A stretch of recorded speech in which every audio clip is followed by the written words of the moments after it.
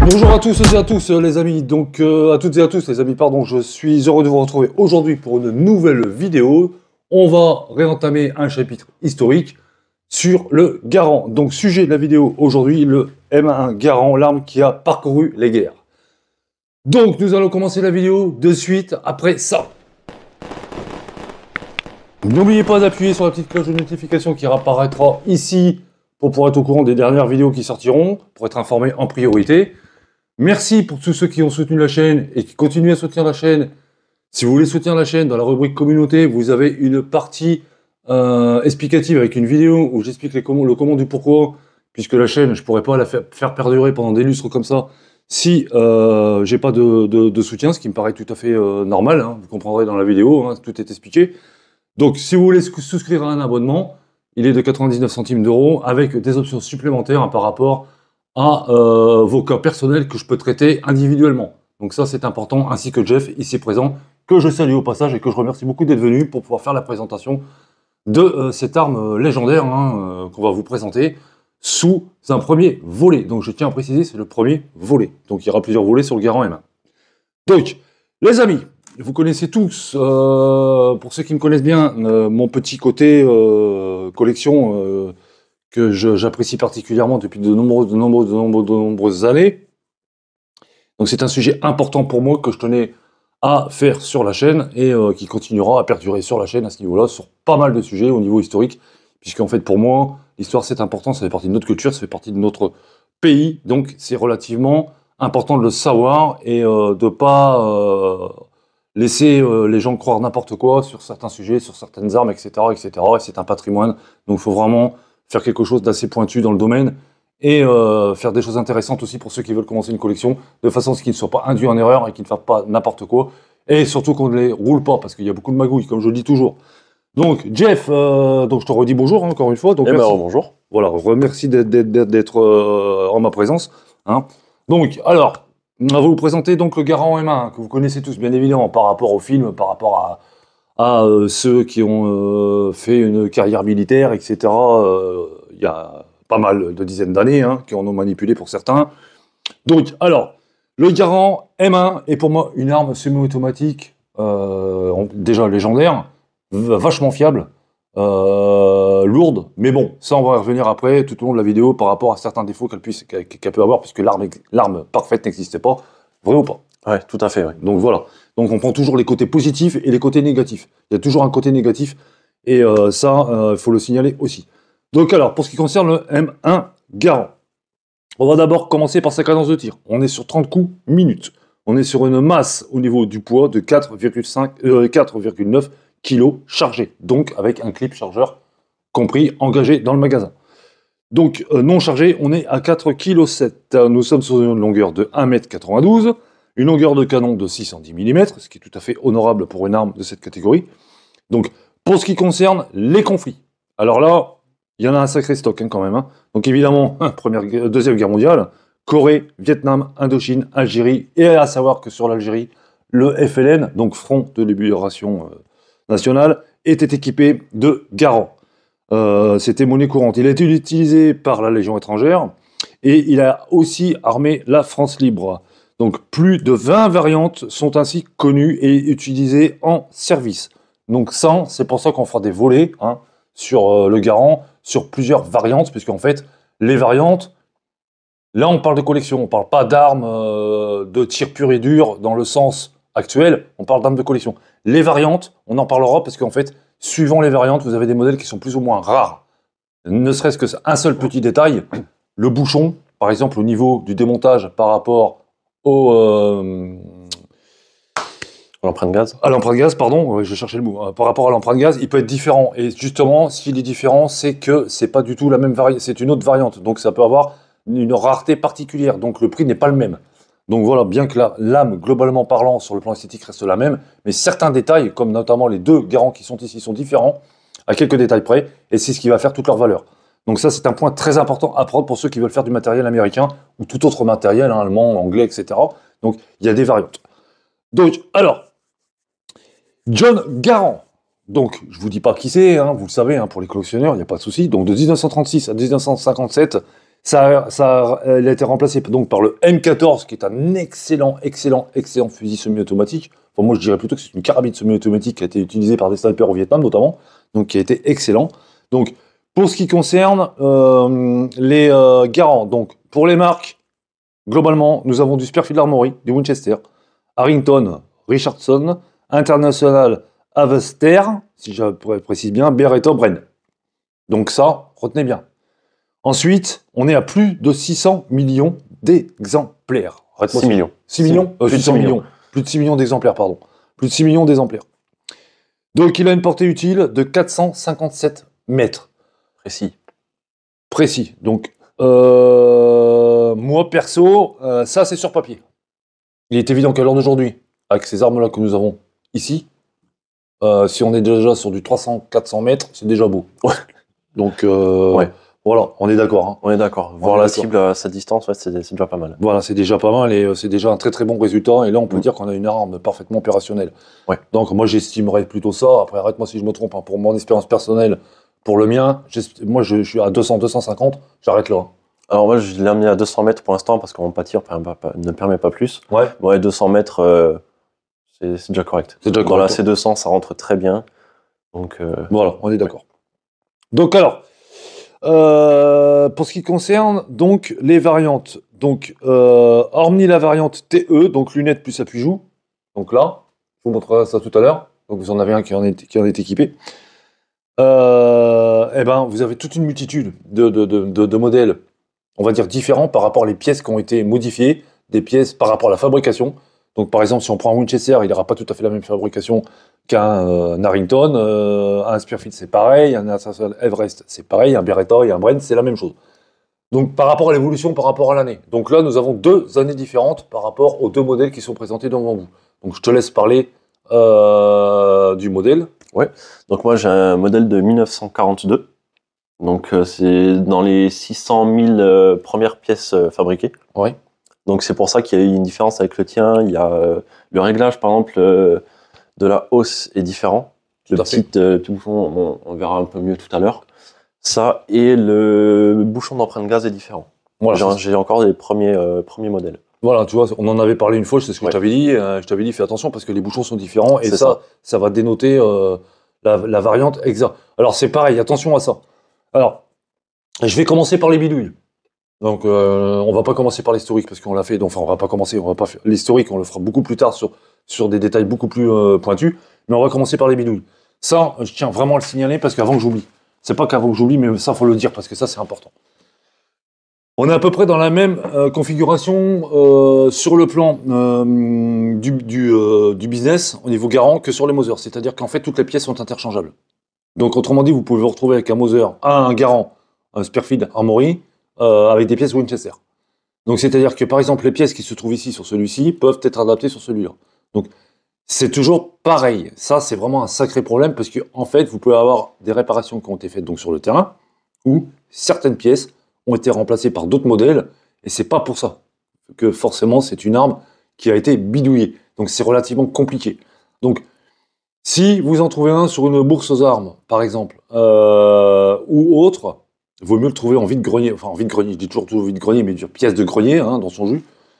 Faut faire vachement attention, en fait, quoi, parce que toutes les pièces, faut vraiment les vérifier une par une, donc à l'œil.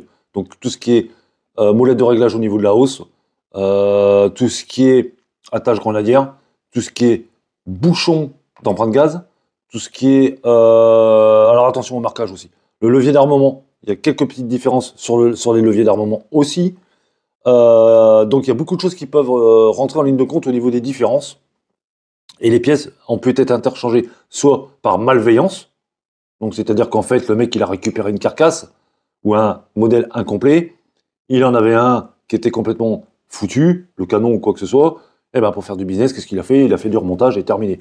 Donc sachez bien une chose, c'est qu'un Garand, comme un Mauser, qui a des pièces qui sont différentes par rapport à son modèle d'origine, perdra de la valeur. C'est super important. Si vous tombez sur un vendeur qui vous dit que oui, ça a été fait, truc, machin, peut-être qu'il a raison. Je ne dis pas le contraire. il est bien possible qu'il ait raison. Il n'y a pas de souci là-dessus. Mais rien ne vous le prouve. Rien ne vous le prouve. On peut dire de tout et n'importe quoi. Vrai ou pas? Ouais. Donc ça, il faut faire super gaffe. Donc, dites-vous bien une chose, il faut faire baisser le prix. Il faut faire baisser le prix. Le mec, s'il veut pas baisser le prix, c'est qu'il est malhonnête, à la base. Donc déjà, c'est qu'il y a une bidouille. Le mec qui est passionné, qui est collectionneur, qui a des belles pièces, qui va vendre des belles pièces pour pouvoir en racheter une autre, par exemple, le mec, il fonctionnera pas comme ça.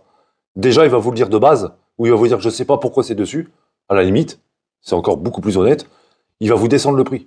C'est ce qu'il sait très bien lui-même, par rapport à son expérience, qu'une arme qui a été bidouillée, s'il n'y a aucune preuve que les pièces ont été changées sur le terrain ou par un armurier de campagne, pour l'époque, ça fera chuter le prix. Donc maintenant, un garant comme ça, bon, moi l'avantage que j'ai, par contre son historique, tiens, juste en petite question, parce que ça je vais venir sur le mien là, on t'a dit d'où il venait. Débarquement de Provence. On est bien d'accord. Ouais. Il a fait le débarquement de Provence. Et bon, par contre, après, vu l'état général de l'arme, c'est possible qu'elle n'ait pas beaucoup servi après. Non, on a parce qu'on voit le phosphatage qui est encore impeccable, aucune trace dessus. Donc c'est possible qu'il n'ait pas fait longtemps, on va dire, après le débarquement. D'accord. Donc là, moi, celui-ci, il vient d'une grange. Je l'avais dit ou pas? Ouais. Il vient d'une grange, il vient des Vosges. Il a fait le débarquement de Normandie. Du débarquement de Normandie, il a été dans les mains de l'armée française. De l'armée française, il est passé directement dans les mains des FFI, et notamment la personne qui l'avait, donc le monsieur qui est décédé, était un ancien FFI, il l'avait planqué. Et voilà, je te l'avais dit, c'est sa femme qui a fait en sorte, elle savait où était le fusil quand il est décédé. Je l'ai récupéré, quoi. Il vient des Vosges et il a été sorti de la grange dans une caisse qu'il avait fait lui-même et tout, et voilà l'état, quoi. Là, il est tel que, il a été sorti de la caisse. Donc, il n'y a aucune bidouille. S'il y avait une pièce dessus qui aurait été interchangée, soit c'est lui qui l'avait fait, donc ça reste évidemment une pièce historique, puisque c'est lui qui l'avait fait pour l'époque en tant qu'FFI, et s'il avait récupéré comme ça, automatiquement, il n'y avait aucune bidouille, donc c'était tout bénef, quoi. Donc voilà. Donc en fait, vous avez deux pièces devant vous, qui ne sont pas des pièces qui ont baroudé entre les mains de Pierre-Paul Jacques, etc., 10 ans par-ci, 10 ans dans le tard, 10 ans à droite, un collectionneur par-ci, un collectionneur par-là. Elles sont sorties de leur historique, elles sont directement dans nos mains. C'est ça. On est d'accord? Ouais. Et ça, c'est vachement important. Donc voilà. Donc l'avantage que vous avez sur ce genre d'arme aussi, c'est les sangles. Tous les deux sont équipés de sangles différentes. Enfin, ce sont des modèles différents par rapport à leur année. Donc, on l'a vu tout à l'heure, hein, je t'ai expliqué. Donc là, on a un modèle quasiment Première Guerre mondiale sur l'US 17. Et là, moi, j'ai un modèle pur et dur, Deuxième Guerre mondiale derrière.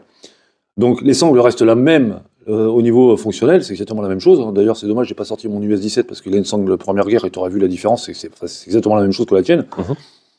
Et ces sangles-là, attention, il y a des copies. Il y a des copies. Et il y en a qui se sont amusés à les vieillir. De toute façon, ça se voit. Quelque chose qui a été mal vieilli, tu peux pas... voilà, surtout sur du cuir comme ça, c'est du gros cuir, ça. Donc voilà, les sangles, elles valent relativement cher, donc il faut faire attention aux sangles.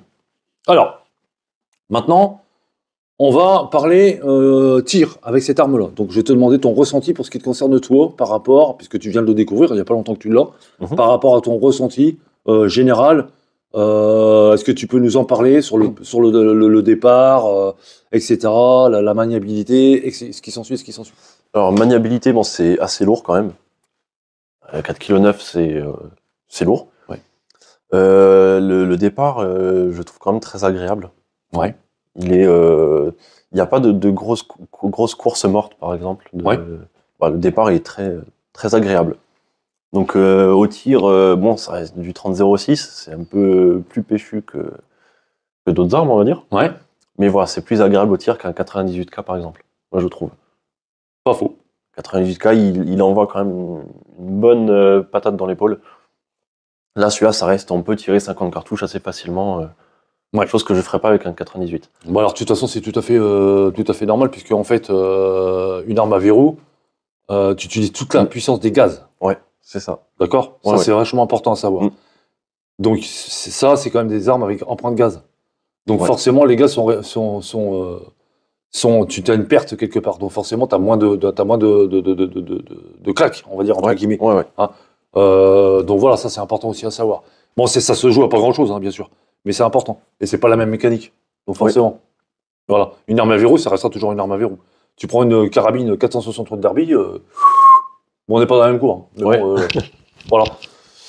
Donc, alors, qu'est-ce qu'on peut dire au niveau, comment dirais-je, je vais pas dire historique, mais sur le plan, est-ce qu'il faut en avoir un? Est-ce que si on a l'occasion d'en avoir un, il faut le prendre? Est-ce que c'est une valeur sûre?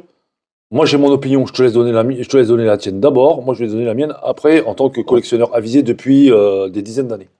Alors, déjà, est-ce que c'est une valeur sûre? Ben, il y a eu plus de 6 millions d'armes produites. Oui. Là, je vois la tienne, c'est 2 700 000 et des poussières. Elle tient encore très bien. Ah oui. Elles ont fait beaucoup de conflits. Oui. Donc, c'est qu'au niveau fiabilité, on est là, quoi. On est d'accord. Voilà. Elle est encore utilisée aujourd'hui comme arme d'entraînement et de parade par l'armée américaine. Oui, Donc, tout à fait. Ouais. voilà, si l'armée américaine l'utilise encore comme arme de parade, historiquement, Voilà. c'est un monument, quoi. C'est une arme à avoir. D'accord. C'est mon avis. Après, c'est une autorisation à utiliser en catégorie B. Mais vraiment, Malheureusement, c'est une arme à avoir, quoi. Puis quand on est tout petit, dans les films, dans les jeux, c'est ouais. Bon, les jeux, on s'en fout. amusant. Ah, c'est pas possible. Hein. Vous avez vu ça, la c'est pas la nouvelle même génération. avec leur jeu, là. La Ouais. guerre, c'est pas un jeu. Hein. Non, je rigole. Enfin, je rigole. Non, je rigole. Oui et non, je rigole jaune, on va dire. Ouais, donc moi, je suis un petit peu de ton avis. Alors, moi, je dirais que plus les années elles passent, plus ils se font de plus en plus rares. Oui, ben ça, je veux dire, quand j'ai présenté sur un groupe Facebook, on m'a dit fonce, c'est le Graal pour un tireur, alors qu'il y a eu plusieurs millions d'unités produites. Voilà, donc c'est ce que Voilà, en général, quand quelqu'un en a un, il le garde. Alors moi, je vais vous donner mon avis avisé depuis plus de 20 ans, beaucoup plus que ça. Je ne donnerai pas la totalité, mais voilà. J'en ai vu passer des garants, j'en ai vu passer et des vertes et des pas mûres. Alors, j'ai vu des armes brochées. Donc tout le monde sait ce que ça veut dire, les anciens savent ce que ça veut dire. Ça signifie quoi en fait? Ça signifie en fait que, à l'époque, c'était ce qu'on appelle des premières catégories, donc armes de guerre. Donc vous aviez deux solutions. Soit vous les passiez en 300 sauvages, donc en calibre chasse. Donc ça nécessitait certaines modifications. Je vais revenir sur une modification que j'ai vue sur un des fusils que j'ai eu une fois, que j'ai vite ramené à mon armurier. D'ailleurs, lui, il n'était même pas au courant. Donc, je vais vous expliquer un petit peu l'anecdote. Je te parle de ça il y a 30 ans en arrière. Donc, en fait, ce qui se passe, qu'on appelle une arme brochée, donc en fait, c'était, il perçait la chambre, et il mettait une goupille soudée. Voilà, pour pas qu'on puisse rentrer une cartouche. Okay. C'est ce qu'ils ont appelé une neutralisation à la sauvage. Sauf que, il y a des petits malins qui s'amusaient, donc, à mettre un petit coup de meulage au niveau de la soudure de la broche, à sortir la broche, à tarauder le trou, à mettre une vis, d'accord, de façon à ce qu'elle ne dépasse pas, etc. Donc bien à l'épaisseur de l'acier de la chambre, à braser, à poncer, meuler quasiment par-dessus. C'est pas des blagues, ce que je te dis. Hein. Et ça, c'était fréquent. Et remettre un petit coup de brossage ou un petit coup de peinture de façon à ce que ça se voit pas. D'accord. Et c'était revendu en dessous de table. Ouais. Et t'as des mecs qui allaient tirer avec ça. Donc je peux te garantir que plus dangereux, il n'y a pas. De toute façon, il suffit d'aller visiter le site Cartry qui en parle justement à ce niveau-là, de faire très attention avec ça. Et je rejoins parfaitement ce qu'ils ont dit, et ce sont les seuls à en avoir parlé. Il faut faire vachement gaffe avec ça. Donc, le moyen de le déceler, il est simple. Enfin, il est simple. Il faut démonter cette partie-là. Une fois qu'elle est démontée, vous avez accès au canon. Donc, automatiquement, vous allez le sentir au toucher. Quand vous allez toucher le canon, il faut vraiment y aller avec beaucoup de douceur. Vous allez sentir, au bout d'un moment, une petite, soit un creux, soit un léger bosselet, mais léger, hein, très très léger. Ou alors ça va légèrement accrocher à un endroit. C'est certain que ça a été broché, ça. Le canon, il est mort. Même pas la peine de jouer avec ça. Il est foutu. Donc ça, c'était les premières magouilles qu'il y a eu. À l'heure d'aujourd'hui, on peut encore en retrouver. Hein. J'ai eu le tour, notamment, on en avait parlé avec donc Joël Philippe, qui lui est un collectionneur avéré, qui fait la rénovation, et il a déjà eu le tour avec des anciennes versions qui avaient des canons brochés, donc qui ont été débrochés, si j'ose dire. Ouais. Donc ça. Ensuite, vous aviez les versions civiles, donc modifiées en 300 sauvages. Alors, là, le pompon du pompon. Je suis tombé c'était mes débuts de collection, je voulais un garant. J'ai fait la connerie que certains ont dû faire. La première chose qu'on voit sur une arme de collection, c'est son aspect. Elle était magnifique. Ok, pas de problème. 300 sauvages, donc 5e catégorie. Ok, je vais tirer, puis à un moment donné, je vois un truc qui part du canon. Qu'est-ce que c'est que ça? Un espèce de morceau qui part du canon. Waouh! Je démonte l'arme, etc. En fait, le mec, il avait bouché le trou des vents avec une goupille. Il avait refait un autre trou des vents au diamètre inférieur de façon à ce que la 300 sauvage puisse passer au niveau de l'emprunt des gaz. Hein, parce que tu sais que l'emprunt des gaz, c'est calculé par rapport à la vitesse, par rapport à la longueur que ça va mettre à arriver pour pouvoir pousser la culasse, etc. Il y a tout un calcul à faire. Donc le mec, il a fait ça à l'arrache, en fait. Et d'ailleurs, j'ai eu des enrayages. J'ai pas arrêté. Et d'ailleurs, je me suis dit, qu'est-ce que c'est que ce bordel? Et ben, je me suis retrouvé avec une arme qui avait 2 trous des vents. Un qui avait été bouché, donc celui d'origine avait été bouché avec une goupille. C'est passé par le canon, j'ai eu de la chance. Hein. Ouais, bah oui. J'ai vraiment eu de la chance qu'il arrive rien. Bon, l'armurier, je n'en ai pas voulu. Enfin, si, j'en ai voulu parce qu'il aurait quand même dû faire une vérif. Mais le problème qu'il y a eu, c'est que on pense qu'il y a eu une bidouille, qu'il a dû avoir accès à des poinçons de Saint-Étienne, parce que il y avait le poinçon Saint-Étienne AN, qui signifie arme, pas AN, AR, arme révisée. C'est un poinçon Saint-Étienne, ça. Ok. Donc ça voulait dire, moi j'y allé confiant, j'ai vu le poinçon AR, donc voilà, 300 sauvages, mais j'avais pas le certificat du banc d'épreuve. Donc c'est une erreur de ma part. Mais ça, c'est pour dire que quand on est novice, enfin j'étais pas novice, mais j'étais entre les deux encore. Et ben, la première chose que j'ai faite, j'ai vu l'aspect, et c'est ça qui m'a décidé en fait. Au lieu de me concentrer sur la mécanique et de voir s'il y avait aucun problème, c'est pour ça que j'insiste sur la vidéo, sur les armes de collection. Ne vous fiez pas à l'aspect, ne vous fiez pas à ce qu'on vous raconte, fiez-vous à votre instinct, démontez, vérifiez. C'est super important. C'est de l'argent, et il y a des magouilleurs, et il y a des gens peu scrupuleux à ce niveau-là. Il faut faire super attention. Le problème qu'il y a, c'est qu'une arme comme ça, pour moi, sur le plan historique, elle est détruite. Donc pour moi, elle n'a plus de valeur. C'est mort. C'est même pas la peine. Donc voilà. Donc aucun intérêt. Donc soyez vigilants, les gens, à ce niveau-là. Mais les amis, faites super gaffe. Pareil, vous pouvez avoir un remontage de crosse. Alors c'est la même chose. Personnellement, si vous trouvez un garant avec une crosse qui n'est pas au même numéro, c'est pas trop gênant. La crosse a pu être changée parce qu'elle a pu être cassée. Donc ça reste exactement dans le même contexte en fait. Les pièces qui ont été interchangées, on ne pourra jamais savoir, sauf si vous la trouvez, comme toi tu l'as eu, et comme moi je l'ai eu, de famille ou quoi que ce soit, où ça a été extrait directement de la planque où il était, bon là, il n'y a aucun problème, parce que c'est clair comme de l'eau de roche. Ouais. Donc voilà pour ce qui concerne le garant M1. Donc pour moi, c'est une excellente arme. Le 30-06, c'est un très bon calibre, hein, c'est tendu. Donc là, on vous l'a présenté avec 2 clips chargeurs, donc de 8 coups. Donc, à savoir que les munitions, bon, moi je trouve qu'elles sont pas encore trop chères. Hein. Ah non, c'est... je payais la boîte de 50, une cinquantaine d'euros. Tu prenais quoi, des partisans, non? Non, des celliers Bello. Ah, celliers Bello, moi c'est de la partisan. Bon. Ouais. Bon, moi pour l'entraînement, c'est amplement suffisant. Donc bon, voilà, parce que pour moi ça reste une arme de collection, donc c'est pas une arme à laquelle je vais m'entraîner régulièrement avec, et je fais pas de tard. Donc bon, pour ceux qui veulent faire du tard, c'est sûr qu'ils vont avoir besoin de munitions beaucoup plus performantes et de qualité supérieure, ce qui est tout à fait logique. Mais bon, avec du partisan, ça passerait bien, j'ai jamais eu aucun problème. Hein. Ouais. Donc voilà pour ce qui concerne le garant. Donc moi, le garant, pour moi, c'est une arme quand même, donc évidemment, donc donc légendaire, qui a fait tous les conflits, qu'on trouve encore aujourd'hui, comme tu disais tout à l'heure. Hein. Je crois que même que l'armée américaine, dans certaines unités, pour les jeunes recrues, ils les font tirer au garant. Hein. C'est une arme d'entraînement aussi. On est bien d'accord. Hein. Ouais. C'est encore une arme d'entraînement à l'heure d'aujourd'hui. Hein. Donc, après, le dérivé, le M14, ça, j'aurais voulu l'avoir, le M14. Le M14, il est excellent, le M14. Ouais. Donc, si vous avez des M14, gardez-les bien précieusement, hein, parce que ça, c'est des pièces de très bonne qualité aussi. Hein. Ça fait ses preuves au Vietnam. Rugère Mini 14, pareil. J'en ai eu une, pareil, je l'ai revendue. Mais en fait, j'ai fait beaucoup de conneries avec mes armes, moi j'en ai revendu pas mal. Mais j'aurais mieux fait de les garder parce qu'aujourd'hui, voilà quoi. Donc, maintenant, on va faire une chose, c'est qu'on va les présenter différemment. Donc, on va couper la vidéo, on va vous les représenter d'une autre façon. Donc là, vous avez devant vous un casque d'origine, Deuxième Guerre mondiale, américain, donc infirmier. Là, vous avez devant vous une baïonnette raccourcie en couteau de tranchée. Hein. Tous ceux qui me connaissent savent que j'adore ça.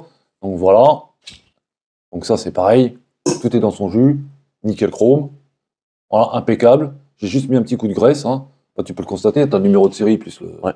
Voilà, hein, on est d'accord. Ça a été fait par le soldat lui-même. Donc voilà, ça c'est une pièce unique. Donc les amis, nous allons vous présenter les deux garants d'une façon différente et vous expliquer certains petits détails que toi tu vas pouvoir expliquer sur la vidéo. Allez, on y va. Alors nous allons passer maintenant aux petits détails qui vont faire toute la différence entre un modèle 42 et un modèle 44. On est d'accord? Ouais. Alors, je te laisse faire pour certains détails que tu as pu constater sur le tien par rapport au mien. Ouais. Donc le mien de avril 42. Ouais. Donc on voit par exemple la molette de réglage pour le Huton. Hop. On voit que c'est lisse, il n'y a pas la petite sûreté, on va appeler ça une sûreté. On peut appeler ça comme ça, ouais. Ouais. Ça empêche en fait, quand la sûreté ici est bloquée, ça empêche le dérèglement de l'arme. C'est ça. Donc voilà, première différence, sur le modèle 42, il n'y en a pas. D'accord. Ensuite, je sais pas si on le voit. Si, on le voit. Ouais, on le voit. Donc il y a une petite rainure à l'intérieur ici. Il n'y a pas sur le modèle 44. Donc là. Et après, en différence, il y avait le bouchon. Ouais. Le bouchon, hop. Là, ça va être... Est-ce qu'on le voit? Oui. Oui, on le voit. Donc voilà. Là, c'est avec un outil plat. Tout à fait. Et ensuite, ils sont passés... alors, je sais plus en quelle année. Mais ça en... 43, je crois. 43. Hop. Ensuite, ils sont passés à un gros cruciforme, on va dire. Ça se voit bien, là? Ouais, nickel. Okay.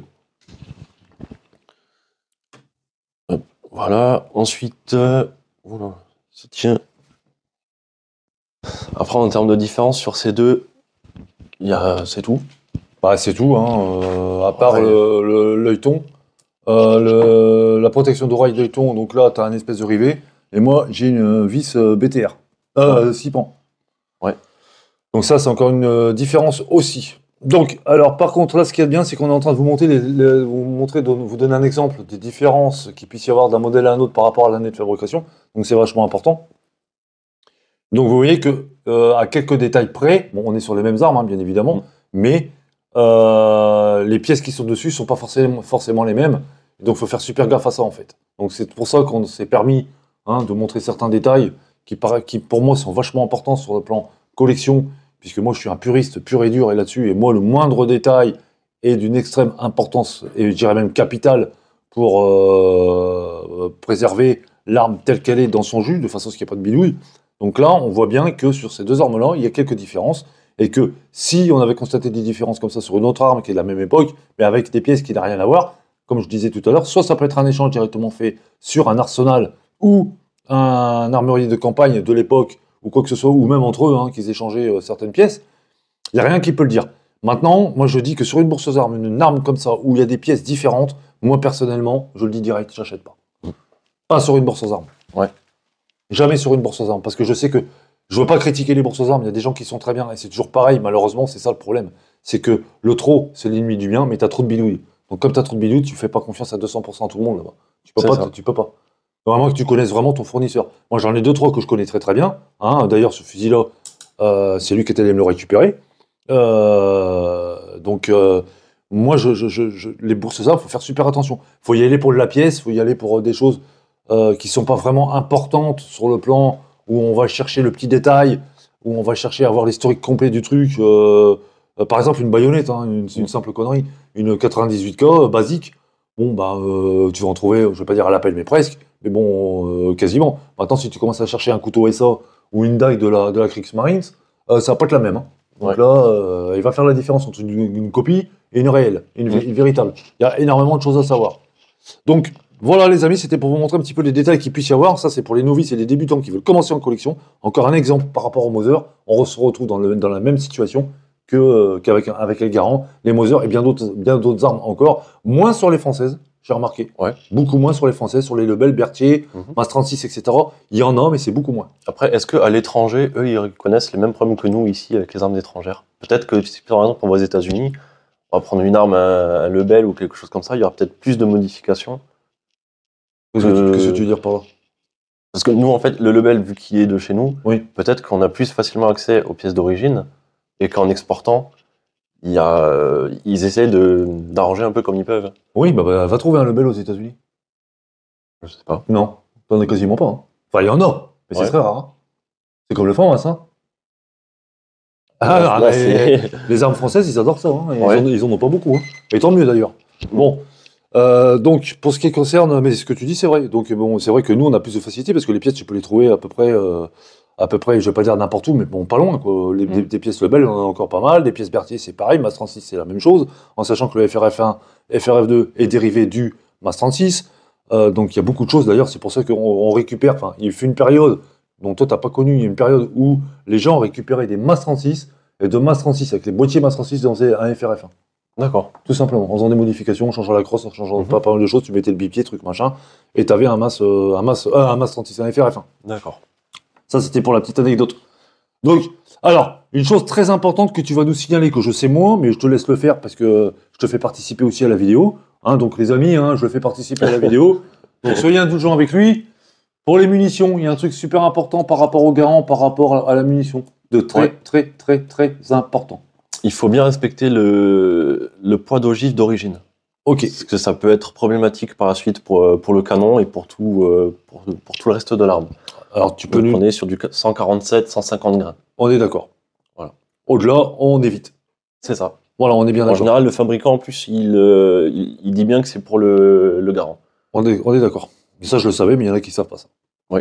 Ça, c'est un truc encore auquel il faut faire attention. Donc, pour ceux qui rechargent, ceux qui rechargent le savent. Hein. Donc, les mecs qui rechargent le savent. Donc, il n'y a pas de souci. Mais pour quelqu'un qui est novice, donc il va choper son garant, il va acheter son garant, il va être content. Jusque-là, il n'y a pas de souci, il se fait plaisir, c'est normal. Le mec, il va lui vendre une boîte de munitions de 185 grammes. Ouais.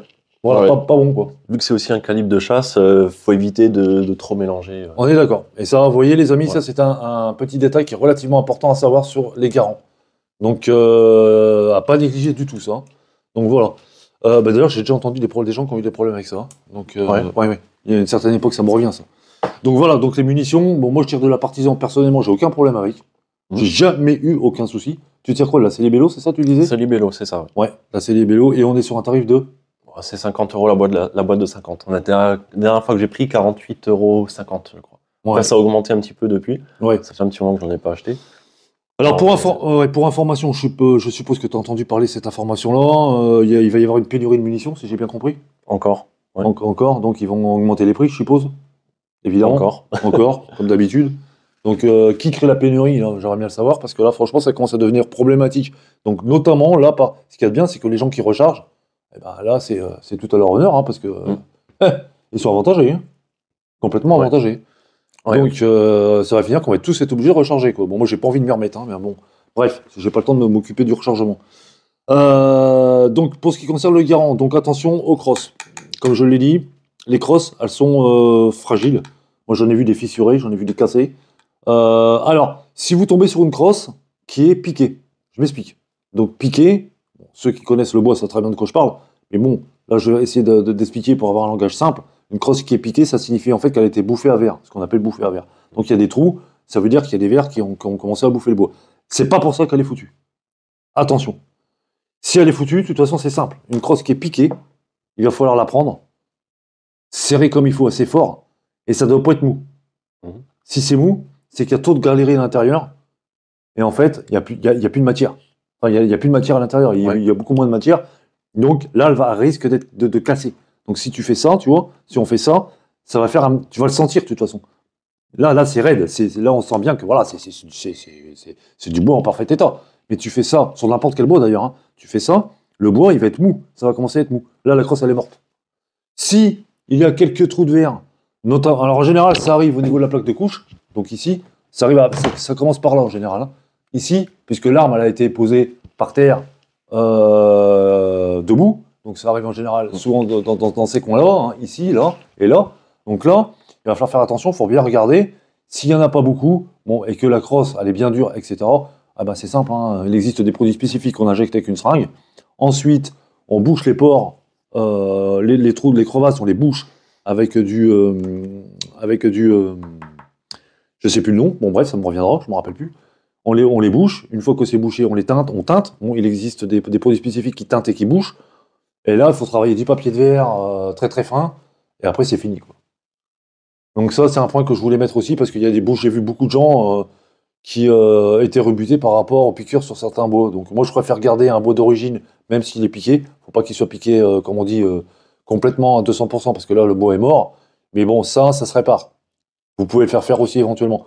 Alors, c'est toujours pareil. Trouver des armuriers, ce que moi j'appelle des artisans armuriers. Pour moi, c'est pas du tout la même chose. Ce sont des gens qui savent réparer des crosses, qui savent faire des crosses sur mesure, qui savent travailler des platines, par exemple, sur des fusils de chasse, qui savent faire des gravures. Pour moi, ça, ce sont des armuriers. Ces gens-là, qui ont un certain savoir-faire, pourront vous faire ça sans aucun problème. Ils se font plutôt rares. Hein, tu vas pas dire le contraire. Ouais. On est bien d'accord. Donc, soit vous avez affaire à des gens comme ça, soit vous avez affaire aussi à Joël Philippe, qui lui est un spécialiste dans le domaine et qui s'occupe aussi de ça. Donc, si vous avez des armes de collection, telles qu'elles soient avec des bois qui sont piqués, n'ayez aucune crainte, c'est réparable et c'est traitable sans aucun problème. Donc ça, c'était pour le petit côté technique sur le plan de la restauration. Sur le plan mécanique, moi je dis que c'est parfaitement fiable, si on respecte notamment ce que tu disais tout à l'heure par rapport aux munitions. Ensuite, moi j'ai trouvé, je donne mon avis à moi j'ai trouvé que la détente est très douce. Ouais. Et pour moi, bon je parle pour moi, donc est-ce que c'est moi qui le tiens bien ou je... Bah, moi j'ai zéro recul avec. Enfin, zéro recul, j'ai pas de sensation de claque. J'ai pas de sensation de claque, j'ai pas d'appréhension quand je tire avec. Comme tu disais, que le Moser par exemple, ou d'autres, pour moi c'est doux. Au niveau du tir, c'est doux. Pas pour moi, c'est mon ressenti à moi ça. Peut-être que je le tiens d'une manière particulière, j'en sais rien. Mais j'ai jamais eu aucune difficulté pour tirer, comme tu disais, 50 cartouches. Ah oui, ça passe, on est obligé de s'arrêter parce que quand on commence avec ça. Ouais, surtout le clip quand il part à la fin. Ouais. Bah, alors moi, par exemple, à chaque fois, je me le prends sur la tête. Ouais, bah, toi, t'es pas normal, toi. Ah oui, c'est. T'es pas normal, toi. À chaque fois, il saute, il me retombe sur la tête. J'ai un modérateur qui est pas normal sur la chaîne, c'est pas possible. Toi, t'es le premier à qui j'entends, sans toi. Mais comment tu fais? Je sais pas. À chaque fois. Il y a un casque, hein, si tu veux la prochaine fois, tu prends le casque. Hein. Ouais, non, ça va l'abîmer. donc voilà, les amis, pareil, pour les clips, il vaut mieux les acheter d'origine, hein, donc ça se trouve partout, ça. Donc les clips chargeurs, c'est pareil, vous pouvez les avoir chez Joël Philippe, qui lui peut vous en avoir d'origine. Donc attention au niveau des clips, par contre, vérifiez bien qu'ils ne soient pas tordus, etc. Sinon c'est mort. J'ai vu pendant un certain moment aussi qu'il y avait des clips à 3 coups. 3 coups et 5 coups. Ouais, c'est ça, 3 coups et 5 coups. C'est pas mal, c'est bien pour faire des réglages, par exemple, ou des trucs comme ça. Hein. Moi, je trouve que c'est une très bonne chose pour faire des réglages. C'est très bien parce que garnir à chaque fois, j'ai un clip de 8, quand on a envie de tirer que 3 coups, par exemple. C'est galère. Ouais, c'est après, chiant. Faut décharger, machin. C'est ça. Si on en met que 3, il faut le maintenir quand on le met. Donc, vous voyez, les amis, pour ceux qui débutent dans la collection, si vous avez un garant, si vous voulez prendre un garant, prévoyez des clips donc, de 8 et des clips de 3 ou de 5 pour pouvoir justement faire des réglages, etc. C'est beaucoup moins, je vais pas dire dangereux, mais un petit peu quand même, puisqu'en fait, ça évitera certaines manipulations. C'est ça. Donc ça, c'est un petit détail que je donne, c'est une astuce que je donne. Donc les amis, nous voici face à une nouvelle configuration. Donc là, je vous ai mis les clips chargeurs d'une façon très particulière que certains connaissent. Donc là, je m'en réfère aux collectionneurs avérés. Ils savent très bien pourquoi j'ai fait ça.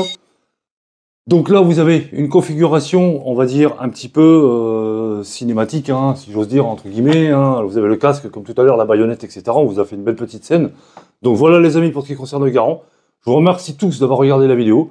Merci à mes nouveaux abonnés, merci à mes anciens abonnés qui soutiennent la chaîne. N'oubliez pas d'aller dans la rubrique pour adhérer aux options particulières de la chaîne, donc pour la souscription. Donc c'est un abonnement de 0,99 centimes d'euros qui vous donne accès à des options supplémentaires pour pouvoir avoir, si j'ose dire, un coaching sur certains problèmes que vous pouvez rencontrer dans votre vie de tireur ou de collectionneur. Donc les amis, je vous remercie tous d'avoir regardé la vidéo. Je vous dis à très bientôt pour une nouvelle vidéo. Ciao les amis!